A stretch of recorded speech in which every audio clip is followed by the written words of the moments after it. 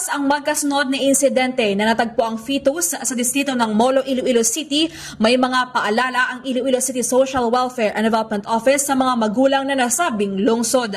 Sa panayam ng K5 News sa Iloilo kay Tere Hilongo, muling pinaalala nito na huwag mahiyang magtungo sa kanilang opisina para mabigyan ng kaukulang solusyon at tulong ang mga magulang at huwag basta-bastang pabayaan ang kanilang mga sanggol.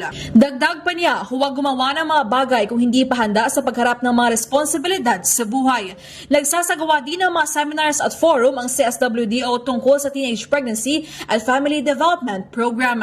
Matandaan, Nobyembre 16 na isang fetus ang tagpuang wala ng buhay sa Barangay San Jose Molo at isa naman sa Barangay North Baluarte Molo noong isang gabi. Binigyan din naman ng maayos na libing at misa ang dalawang fetus na nasabing opisina. At para sa K5 Network News, ako si K5, Jenny Kauhyunan para sa Kampiyon na Balita, Serbisyo Publiko at Kasiyahan sa Bawat Pilipino. K5 News FM. K5 News FM. News FM.